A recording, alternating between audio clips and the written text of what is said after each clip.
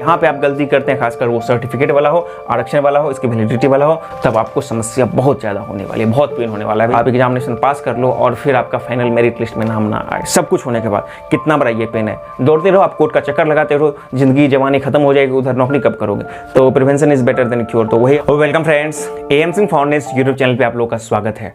67वीं BPSC का महा उत्सव शुरू हो चुका है, लेकिन इस महा उत्सव में भाग लेने के लिए आप कितने तैयार हैं, ये सिर्फ इस बात पर निर्भर नहीं करेगा कि आप शुरू से कितनी तैयारी कर रहे हैं, एग्जाम कैसा लिखेंगे और आगे क्या करेंगे। सिर्फ पढ़ाई ही आपकी सफलता इसमें तय करने वाली नहीं है, क्योंकि कुछ ऐसी छोटी छोटी चीजें हैं जिसका महत्व बहुत ज्यादा है। नहीं तो ऐसा हो सकता है कि आप एग्जामिनेशन पास कर लें, मेंस पास कर लें, मेरिट भी आपका अच्छा हो जाए, लेकिन फाइनल सिलेक्शन में आपका नाम नहीं हो, जैसा कि 64वीं BPSC के फाइनल रिजल्ट में हम लोग को देखना पड़ा था कि बहुत कुछ करने के बाद भी वो लोग एग्जामिनेशन के पूरे प्रोसेस से बाहर हो गए थे, जस्ट बिकॉज उन्होंने कुछ गलतियां की थी। तो वो गलतियां क्या थी और हमें इन पूरे एग्जामिनेशन में नहीं करनी है, उसको यहां पे हम लोग डिस्कस करने वाले हैं। साथ ही साथ इस पूरे 67वीं BPSC के होल प्रोसेस के बारे में, फॉर्म भरने से लेकर के अंतिम चरण तक की यहां पे जानकारी होगी आपको। जो नए स्टूडेंट हैं उनके लिए age criteria, appearing, EWS, certificate validity, मतलब ऑप्शनल जो भी चीजें संभव हो पाएंगी यहां पे आपको कवर की जाएंगी। और कोशिश की जाएगी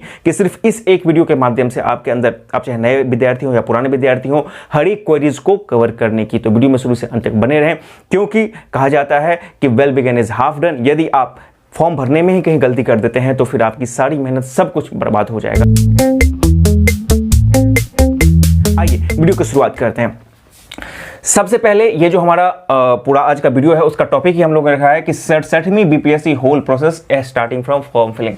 तो इसको हमने कई पार्ट्स में बांटा है। सबसे पहला पार्ट है कि इसमें सीट कितना है। तो देखिए, सीट के संबंध में आपने 4 दिन पहले एक जो वायरल जो देखा था, उसका हमने वीडियो भी डाला था। हमने बोला था कि ये टीज है, इसी तरह से आपको आएगा, हूबहू सेम वही हुआ है, 555 हुआ है।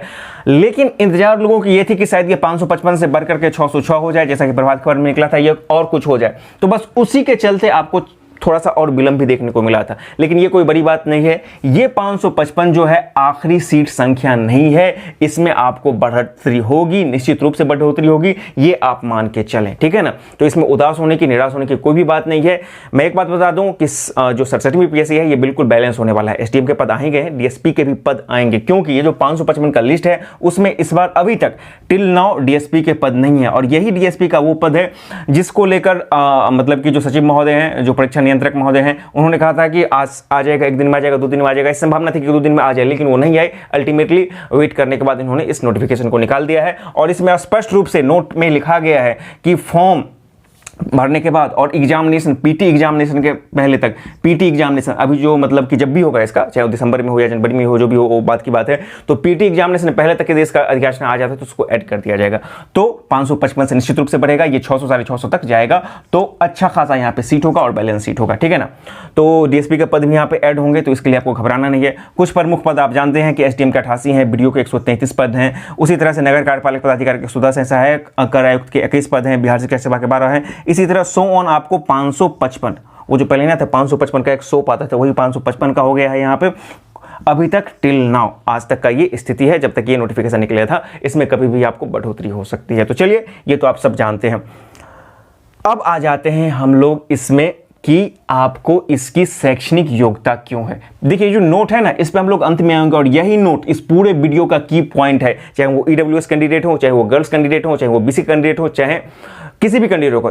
क्योंकि अब देख लिया ना, जब से EWS का सेक्शन आया है, तब से एक बात होता है कि हर एक लोगों को ऑलमोस्ट कुछ ना कुछ सर्टिफिकेट बनवा कर डालने होते हैं। तो जो बिहार के मूल निवासी हैं उनकी मैं बात कर रहा हूं। तो आपके लिए ये जो सेक्शन है नोट, ये बहुत इंपॉर्टेंट है, और इसको यदि आप स्किप करते हैं तो आप बहुत ज़्यादा मुश्किल में पड़ने वाले हैं, क्योंकि इस बार से बहुत कुछ बदला है, कुछ नए नियम ऐड यहाँ पे हुए हैं। तो इसी की जानकारी आपको होना बहुत जरूरी है। तो शैक्षणिक योग्यता, जो नए स्टूडेंट है वो जान ले कि आपको ग्रेजुएट होना आवश्यक है। आइदर आप ग्रेजुएट या ग्रेजुएट के इक्विवेलेंट कोई भी सर्टिफिकेट होना आपके पास चाहिए। लेकिन सबसे बड़ा सवाल, क्या अपीयरिंग भर पाएंगे? जो ग्रेजुएशन है, जो ग्रेजुएट हैं उसके, जिन्होंने इस बार परीक्षा का मतलब दिया है अपने ग्रेजुएट का, जो कि बिहार में पता है कि कोरोना के कारण और वैसे भी तो बिहार में बहुत ज़्यादा एकेडमिक कैलेंडर लेट चलता है। तो क्या अपीयरिंग कैंडिडेट, जैसे कि अभी मैं बात करूं LNMU जो दरभंगा है उस यूनिवर्सिटी का हुआ है, अभी BR विश्वविद्यालय मुजफ्फरपुर, उसका तो एग्जामिनेशन शुरू ही होने वाला है। तो कई तरह की चीज़ें हैं यहाँ पे।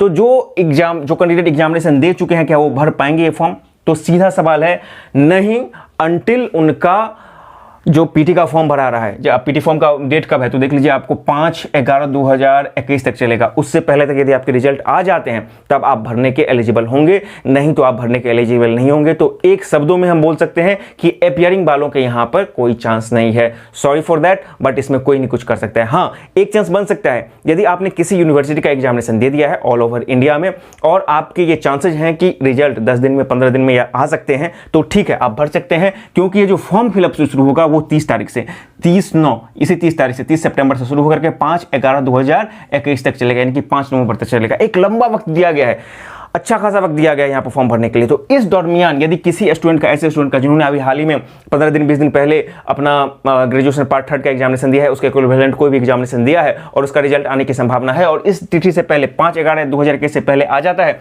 तो वो फॉर्म भरने के लिए एलिजिबल होंगे। अदरवाइज अपीयरिंग के लिए यहाँ पे कोई चांस नहीं है, क्योंकि आप जब पीटी का फॉर्म भरिएगा तो उसी वक्त कई ऐसी जानकारियां हैं जो आपसे ली जाती हैं, उसी में आपको ग्रेजुएशन का मार्क्स और सब डिटेल वहां पे लिया जाता है, तो इसलिए आप नहीं भर पाइएगा। तो अपीयरिंग वाले कोई चांस नहीं है, लेकिन जिन्होंने एग्जाम दिया है उनके लिए चांस बन सकता है। अच्छा, ये जो फॉर्म भरने का 5/11/2021 है, क्या ये बढ़ सकता है? क्योंकि इसमें स्पष्ट है, यदि ये बढ़ जाएगा तो आपके पास चांस और बढ़ेगा।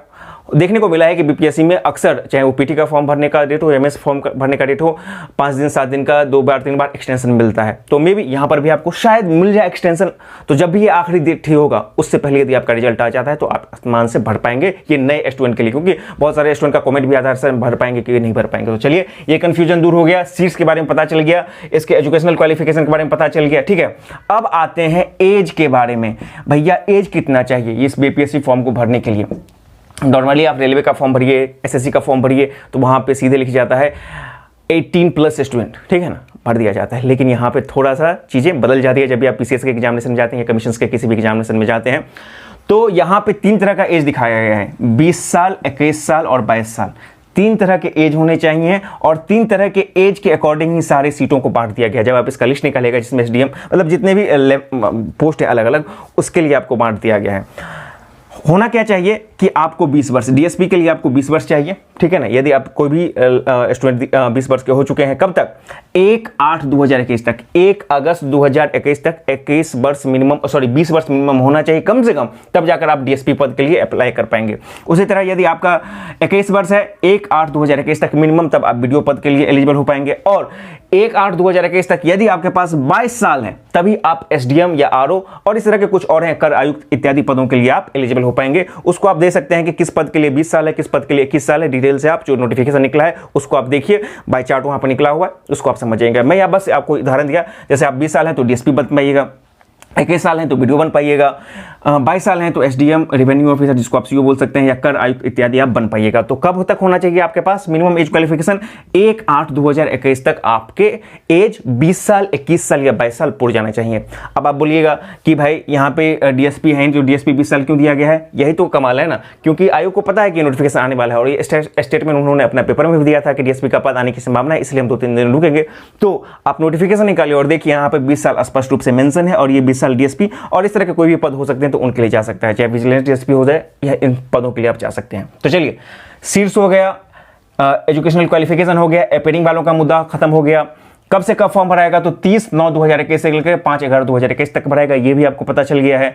एज का है, मिनिमम एज कट ऑफ कितना है? तो 1/8/2021 तक आपको एज का कट ऑफ हो गया, ये तो मिनिमम हो गया। अब मैक्सिमम की बात की जाए, यदि आप जनरल कैटेगरी के मेल हैं, ठीक है ना, जनरल कैटेगरी के मेल हैं, चाहे ईडब्ल्यूएस के मेल हैं, तो आपको 37 साल मिनिमम क्वालिफिकेशन मतलब मैक्सिमम एज होना चाहिए। कब तक? 1/8/2021 तक। यदि इससे ज्यादा जाते हैं तो आप फॉर्म नहीं भर पाइएगा, ठीक है ना। यही है कट ऑफ, है एज का कट ऑफ, यही है 1/8/2021 तक।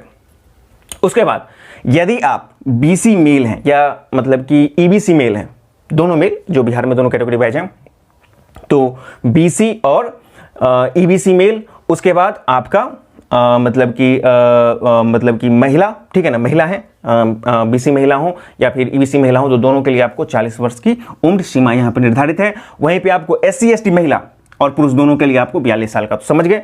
यदि आप जनरल मेल हैं तो आपको 37 साल, ठीक है ना, और जनरल फीमेल भी है तो आपको 40 साल के लिए मौका मिल सकता है। तो इसमें आपको घबराना नहीं, जनरल फीमेल को वहाँ पे मौका मिल सकता है 40 साल तक, लेकिन जनरल मेल को सिर्फ और सिर्फ 37 साल तक मिल सकता है। जो जनरल फीमेल, उसके बाद बीसी मेल और बीसी मतलब कि female EBC male, EBC female, इन सबको 40 साल तक मिलेगा, और जो 42 साल के उसको मिलेगा तो SC ST को मिलेगा, ठीक है ना। तो सिर्फ एक ही कैटेगरी है, 37 सिर्फ जनरल मेल को है, बाकी सब कुछ 40 और 42 है।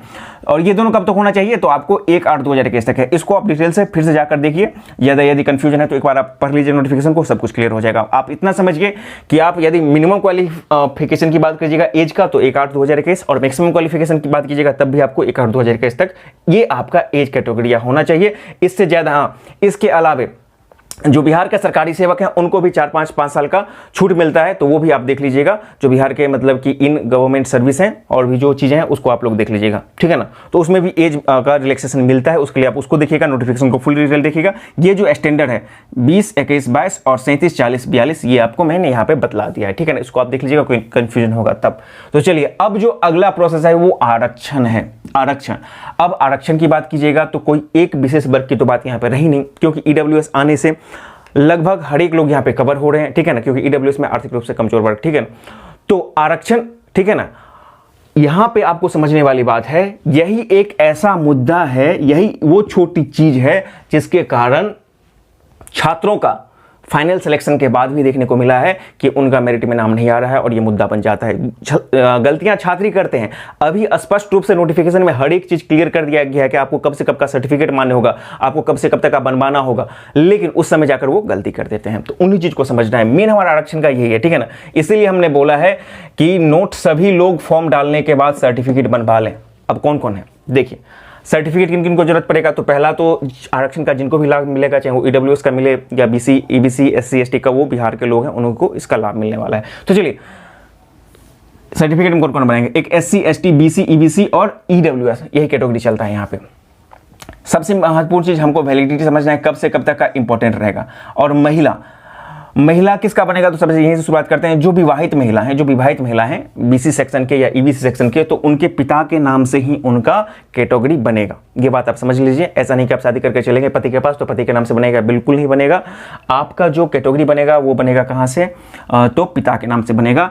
विवाहित महिलाएं, EWC और BC महिलाएं, ठीक है ना, इस चीज को आप लोग ध्यान में रखिएगा, ठीक है। SC ST और EWS के लिए जो भी सर्टिफिकेट बनेंगे वो अंचल लेवल से ही बनेंगे, CO लेवल से ही बनेंगे, ठीक है। ये आपको समझ में आ गया। एक चीज और समझनी चाहिए आपको कि अभी मैं बोल रहा हूं कि मतलब SC ST या BC के लिए जो भी सर्टिफिकेट बनेगा वो अंचल लेवल से ही बनेगा। तो अभी हाल ही में जो 64वीं फाइनल करके गए हैं उनको जिन जिन विभाग में भेजा गया है उनको बोला गया है, जो विभाग वाले हैं फिर से उनका डॉक्यूमेंट वेरीफाई कर रहे हैं। ये तो BPSC अपना करके भेज देती है ना, फिर विभाग वाला भी एक बार उनका डॉक्यूमेंट वेरीफाई करता है, ठीक है। तो वो बोलते हैं कि आप SDM लेवल के BC बना के लाएं, क्रीमी लेयर रहित, ठीक है ना, EBC बना के लाएं, ऐसा बोला गया है। चाहे वो पंचायती राज विभाग में BPRO का हो या रेवेन्यू ऑफिसर का, सबको बोला गया है, ठीक है ना। तो उसमें आपको कंफ्यूज नहीं करना है, क्योंकि BPSC का एग्जामिनेशन देते हैं, बिहार लेवल का कोई भी एग्जामिनेशन है जो कमीशन जहां तक लेती है, चाहे वो BSSC हो, BPSC हो या BPSSC हो, वो आपको CO लेवल का ही लेगा।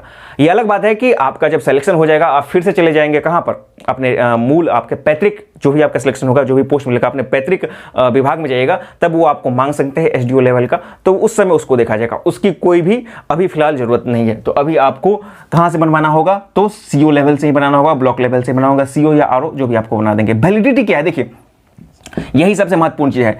इसकी जो भी वैलिडिटी होगी इस सर्टिफिकेट की, वो वैलिडिटी होगी आपको PT फॉर्म भरने से पहले के तारीख तक का, यानी कि 5/11। यदि ये डेट आगे नहीं बढ़ता है, अभी हम मान के चल लेते हैं कि हमारा PT डेट 5/11/2021 तक फॉर्म भरने का खत्म हो जाएगा, मान के चलते हैं, तो आपको 5/11/2021 से पहले का ही सर्टिफिकेट चाहिए, सारा का सारा। इंपॉर्टेंट रखिए। अब इसमें भी EWS वाले हैं, वो ये सोचेंगे कि हम 1 साल 2 साल पहले का दे देंगे, तो भैया आप चले जाइएगा बाहर, आप बाहर हो जाइएगा, ठीक है ना। तो इसलिए EWS वाले को भी समझना है। सबसे पहले EWS की बात कर लेते हैं। यहां पे स्पष्ट कर दिया है BPSC ने कि भाई जो भी आपका आई सर्टिफिकेट होता है वो 1 साल का ही वैलिड होता है। तो EWS वालों को 20-21 का सर्टिफिकेट नहीं वैलिड होगा, 21-22 का सर्टिफिकेट लगेगा। इसका सीधा सा मतलब है EWS वाले जो भी सर्टिफिकेट बनाएंगे वो कब का बनाएंगे, तो बनाएंगे आपको EWS का जो सर्टिफिकेट बनाएंगे वो बनाएंगे 1/4/2021। अब इसका बात समझिए, EWS वाले के देख लीजिए, EWS वाले के लिख दीजिए 1 अप्रैल 2021 से लेकर के 5/11/2021 तक का सर्टिफिकेट बनवा लें, आंख कान खोलकर बनवा लें, नहीं तो तभी जाकर तकलीफ होने वाली है। खासकर नए बच्चे जरूर इसको ध्यान दें। आप ये समझिएगा कि हम एग्जामिनेशन पास कर जाएंगे तब बनवाएंगे, तो आप बाहर हो जाएगा पूरे दौर से, ठीक है ना। तो अच्छा, ये 5/11 मैंने क्यों लिखा, क्योंकि लास्ट डेट अभी तक पीटी फॉर्म भरने का डेट 5/11 ही है। जब तक ये बढ़ जाएगा, मान लीजिए ये 10/11 हो जाएगा तो 10/11 से भरेगा, यदि ये 10/12 हो जाएगा तो 10/12 से पहले बनेगा, ठीक है ना। मतलब जब भी आपका पीटी फॉर्म डेट भरना है का लास्ट डेट हुआ तो उससे पहले का आप ईडब्ल्यूएस का सर्टिफिकेट बनवा लीजिएगा। तो ईडब्ल्यूएस वाले को बहुत सतर्क रहना है, ठीक है ना। बाकी लोगों का थोड़ा पुराना भी काम चलेगा, लेकिन ईडब्ल्यूएस का पुराना काम नहीं चलेगा, इसलिए ईडब्ल्यूएस की वैलिडिटी बहुत ही इंपॉर्टेंट हो जाती है। आप लोग 1 अप्रैल के बाद से 1/4/2021 के बाद से जब भी आपका फॉर्म भरने का लास्ट डेट हो, अभी तो 5/11 है, उससे पहले का सर्टिफिकेट बनवा लेंगे। यदि आपने अभी इसके लिए बनवाया है तो अच्छी बात है, जिन्होंने नहीं बनवाया है वो फॉर्म फिलअप करने के बाद निश्चित रूप से बनवा लेंगे। एग्जामिनेशन फॉर्म जैसे पीटी का फॉर्म डालते हैं अभी आप डाल सकते हैं, ठीक है। ये हो गया आपका एक बात, ये तो ईडब्ल्यूएस सेक्शन की बात हो गई। चलिए अब जो ईडब्ल्यूएस मतलब कि बीसी, इन सबों की बात हम लोग करते हैं। बीसी वालों को चाहे ईबीसी वालों को क्रीमी लेयर रहित सर्टिफिकेट बनाना है, ये भी अभी ही बनाना पड़ेगा आपको, 5/11/2021 से पहले का ही बनाना पड़ेगा, ठीक है ना।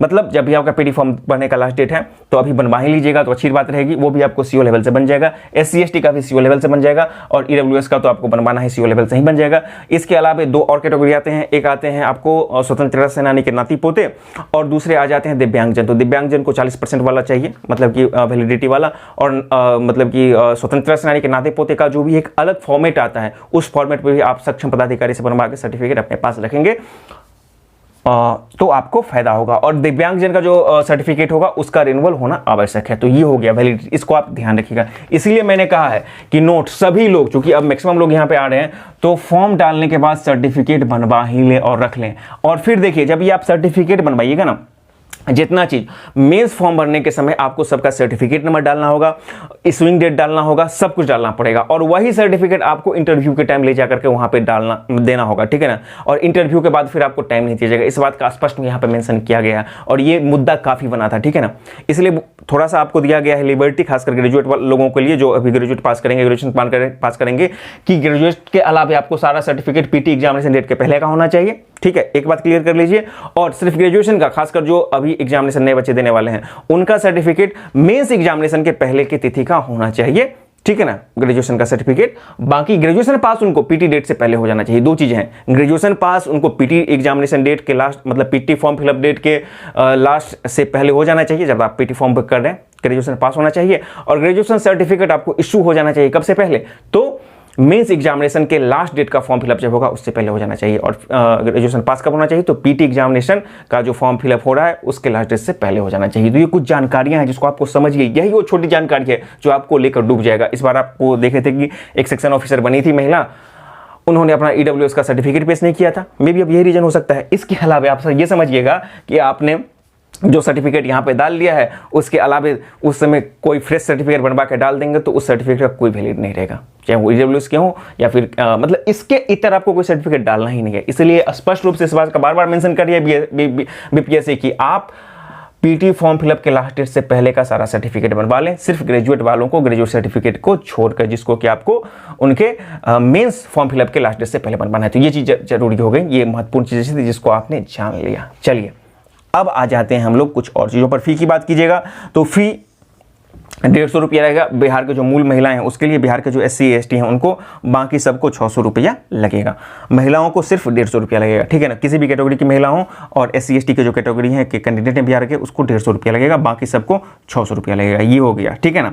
अब चलिए ऑप्शन पर बाद में आएंगे। एग्जाम डेट की बात थोड़ा सा कर लेते हैं। एग्जाम डेट अभी तो चूंकि 12 दिसंबर 2021 को शेड्यूल किया गया था, लेकिन इसमें बदलाव की संभावना अब बहुत हद तक दिख रही है। ऑल्दो ये देखिए, मैंने कहा था, यदि आप लोगों ने मेरे वीडियो को देखा होगा तो मैंने कहा था कि खासकर 66वीं में बीपीएससी जैसे ही एग्जामिनेशन का पीटी का डेट निकालती है, नोटिफिकेशन निकालती है, पीटी एग्जामिनेशन डेट का भी साथ निकाल देती है, लेकिन इस बार नहीं निकाली है, क्योंकि उसको पता है कि सीडीपीओ जैसे एग्जामिनेशन को उसको कैंसिल करना पड़ा है, उससे पहले भी एग्जामिनेशन को कैंसिल करना पड़ा है। तो मे भी 12 दिसंबर 2021 जो पीटी एग्जामिनेशन डेट है वो भी कैंसिल हो जाए, पीटी का एग्जामिनेशन डेट कैंसिल हो जाए, इसीलिए अभी तक इसके संबंध में एग्जामिनेशन डेट के बारे में नहीं निकाला। तो ठीक है, वो देखा जाएगा, पंचायत चुनाव के कारण थोड़ा इधर उधर हो सकता है, तो मे भी हो सकता है कि लास्ट दिसंबर तक जाए। यदि बदलेगा 12 दिसंबर तो या जनवरी तक, बहुत ज्यादा इसमें बदलाव देखने को नहीं मिलेगा, तो उस पर भी आप लोग एक तरह से एश्योरेंस मान के चलें, और इसी रफ्तार में जिस पेज से एग्जामिनेशन की तैयारी कर रहे हैं उसी पेज से एग्जामिनेशन की तैयारी करते रहेंगे। इस बात से लिबर्टी बिल्कुल भी नहीं रहेंगे कि अच्छा 12 को होगा कि नहीं होगा, ये चीज अपने दिमाग में मत लाएंगे। ये हो गया। अब एडिट का भी ऑप्शन देने वाला है इस बार से आपको, ठीक है ना। और एडिट का ऑप्शन का क्या फार्मूला है कि आपका फॉर्म फिलअप शुरू हो रहा है, पेमेंट हो रहा है, तो पेमेंट और सब कुछ फॉर्म फिलअप के 10 दिन के बाद तक आपको एडिट का ऑप्शन दिया जाएगा। मतलब शुरू हो जाएगा, फॉर्म फिलअप के बाद से शुरू हो जाएगा, आपको एक बार ऑप्शन दिया जाएगा एडिट का। और फॉर्म फिलअप का जब पीटी का लास्ट डेट आ जाएगा उसके 10 दिन के बाद तक दिया जाएगा। तो अभी दिया गया है कि आपको 15 नवंबर 2021 तक फॉर्म एडिट कर सकते हैं, एक ही बार एडिट कर सकते हैं। किसमें? नाम में, माता पिता के नाम में, कैटेगरी में, ऑप्शनल सब्जेक्ट में। तो इन चीज़ों को आप लोग ध्यान से भरेंगे और एक बार आपको ऑप्शन मिलेगा इसको एडिट करने का।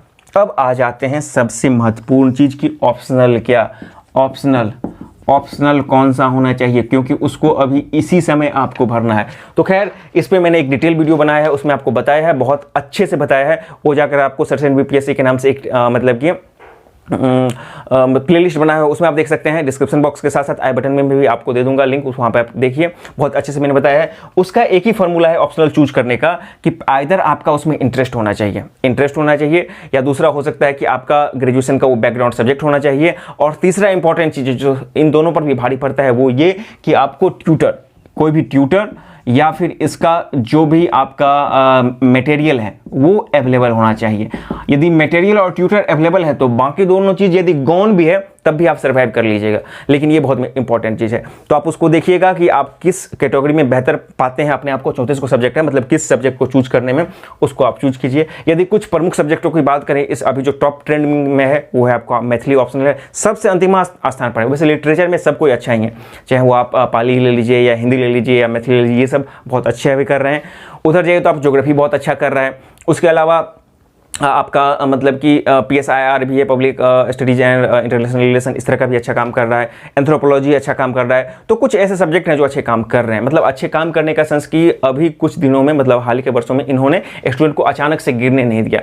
LSW थोड़े से कम हो रहे हैं, लेकिन इस बार 65वीं में देखना पड़ेगा कि LSW का क्या परफॉर्मेंस रहता है। कभी कभी ऐसा भी होता है ना BPSC में, बहुत ही अनसर्टेनिटी होता है, कोई एक बार सब्जेक्ट चढ़ जाता है, कोई गिर जाता है। जैसे कि 64वीं में देखा गया था कि जो साइंस या मैथ बैकग्राउंड के सब्जेक्ट हैं वो काफ़ी हाई स्कोरिंग हुए थे, ठीक है ना। मैथिली काफ़ी अच्छा दिया था नंबर, हिंदी भी अपने जगह पे ठीक ही रहा था। ज्योग्राफी का वही बोला जाता है कि हमेशा से सदाबहार सब्जेक्ट है। LSW भी ठीक है, जिन्होंने अच्छे से किया है उनको भी थोड़ा सा आया है, लेकिन LSW में है कि हायर रैंक बहुत कम को मिला है या नहीं मिला है, टॉपर में कोई नहीं रहा LSW से, ठीक है ना। तो ये सब कुछ चीज़ें हैं जो आपको देखना है। तो ऑप्शनल वाले खास करने स्टूडेंट उस सब्जेक्ट उस वीडियो को देख लें, मेरे डिस्क्रिप्शन बॉक्स के साथ साथ प्लेलिस्ट बटन में भी जाकर उसको देखिए, ऑप्शनल आपको क्या चूज करना है। इन सारी चीज़ों की जरूरत आपको कब पड़ने वाला है, तो पीटी फॉर्म को भरने में, और ये आप भर देते हैं फिर आपका आधा चीज खत्म हो जाता है। यहाँ पे आप गलती करते हैं, खासकर वो सर्टिफिकेट वाला हो, आरक्षण वाला हो, इसकी वैलिडिटी वाला हो, तब आपको समस्या बहुत ज़्यादा होने वाली है, बहुत पेन होने वाला है भैया। आप समझ सकते हैं, आप एग्जामिनेशन पास कर लो और फिर आपका फाइनल मेरिट लिस्ट में नाम ना आए, सब कुछ होने के बाद कितना बड़ा ये पेन है। दौड़ते रहो, आप कोर्ट का चक्कर लगाते रहो, जिंदगी जवानी खत्म हो जाएगी, उधर नौकरी कब करोगे। तो आगे आने वाली समस्या से बचने के सबसे अच्छा उपाय है कि अभी हम सतर्क रहें, ठीक है ना। तो prevention is better than cure. तो वही आपको करना है कि इसको समझ लीजिए, छोटी छोटी चीज़ें हैं लेकिन इसको समझिए और अच्छे से कीजिए। सिर्फ फॉर्म आया, फॉर्म भर दिए नहीं, सर्टिफिकेट भी आपको जरूरत है, और अभी ही जरूरत है, अभी का ही आपको बाद में काम आएगा, बाद वाला आपको काम नहीं आएगा। EWS वाले को तो हर हाल में बनाना ही है, बाकी लोगों का थोड़ा लेट वाला भी काम चल सकता है, लेकिन यदि फ्रेश बना लेते हैं तो इसमें कोई हर्ज की बात नहीं है। तो 30/11 से आप लोग फॉर्म भरना शुरू कर दीजिए, 30/9 से फॉर्म भरना शुरू कर दीजिएगा, और 5/11 से फॉर्म पहले भर लीजिएगा। एक बात और, BPSC में ऐसा देखा जाता है कि इसका सर्वर फेल कर जाता है अंत समय जाकर के, तो आप लोग लास्ट समय का वेट ना करेंगे। आप ऑप्शनल मतलब कि कंफर्म हो जाए कि हमको कौन सा चुनना है, पूरा इत्मीनान दोस्तों से बात कर लीजिए, जो एक्सपर्ट है उससे बात कर लीजिए। आप मेरे वीडियो से जो समझे अच्छी बात है, जहाँ पर भी कन्फ्यूजन है तो उसको कमेंट कीजिए या फिर दूसरों से पूछ लीजिए, ठीक है ना। जब कंफर्म हो जाए एक बार कि हमको एग्जामिनेशन में ये सब्जेक्ट लेकर आगे बढ़ना है, तो जल्द से जल्द आप फॉर्म भर दीजिएगा, उसमें आप वेट नहीं कीजिएगा, नहीं तो आपका पेमेंट फंसेगा, एडिट में फंसेगा, बहुत सारा प्रॉब्लम आएगा। तो लास्ट डे तक आप सर्वर का प्रॉब्लम होगा, इंतजार नहीं कीजिएगा। अच्छा, लड़कियों के लिए बस अंत में एक बात कहूँगा कि चूंकि इस बार लड़कियों को तो 150 फॉर्म ही लग रहा है, ठीक है ना, 150 तो इनको रुपया ही लग रहा है फॉर्म भरने में, जो नई लड़कियां हैं, और इनको मतलब कि 35% आरक्षण भी दिया गया है सीटों में, ठीक है। और उसके अलावा 50,000 रुपया का एक बार एक से प्रोत्साहन राशि भी है, यदि कोई भी कैटेगरी की लड़कियां बिहार की जो हैं पीटी पास कर ले तो उनको मिलेगा 50,000 का। आप 50,000 के चक्कर में मत रहिएगा, ठीक है ना। ये दिमाग में आप सिर्फ 50,000 लेकर चलेगा, खासकर नई लड़कियां, तो हो सकता है कि आप एग्जामिनेशन नहीं निकालें। आप ये सोचिए कि आप ये जब एग्जामिनेशन निकालेगा तो अधिकारी बनिएगा, ठीक है ना। आप उस मोटो से चलिए, ये तो बाय प्रोडक्ट है, ये तो आपको ऐसे ही मिल जाएगा, ठीक है ना। और यदि आप पीटी पास कर लेते तो समझिए मेंस एग्जामिनेशन में आपको तैयारी करने के लिए जो 50,000 रुपया मिलेंगे, आप किसी भी अच्छे कोचिंग को ज्वाइन कर सकती हैं, मटेरियल आपके पास कितना सुविधा है, तो उस चीज़ को आप इन्हेंस कीजिए और इसको अच्छे से कीजिए और निकालिए खुद का, अपने परिवार का, अपने आसपास का नाम रोशन कीजिए और अधिकारी बनिए बीपीएससी। ये जॉब अपने आप में बहुत ही स्टैंडर्ड जॉब है। तो thank you very much for watching this video. उम्मीद है आपके प्रश्नों का मैंने यहाँ पे कुछ थोड़ा बहुत जो मेरे पास जानकारी थी उसके अकॉर्डिंग आपके क्वेरीज को सॉल्व कर पाया होगा। फिर भी आपके पास कुछ सवाल रह जाता है तो कमेंट बॉक्स में कीजिएगा। चैनल पर नहीं तो चैनल को सब्सक्राइब करिएगा, वीडियो पसंद आए तो लाइक शेयर कीजिएगा और आपके जो नए दोस्त हैं अभी तक जो ये छोटी छोटी जानकारी नहीं है उनको भी ये शेयर कीजिए ताकि उनकी भी समस्याएं दूर हों, वो किसी गलफत में ना रहें और अच्छे से अपना फॉर्म फिलअप करें ताकि आगे उनकी तैयारी अच्छे से हो सके। Thank you very much.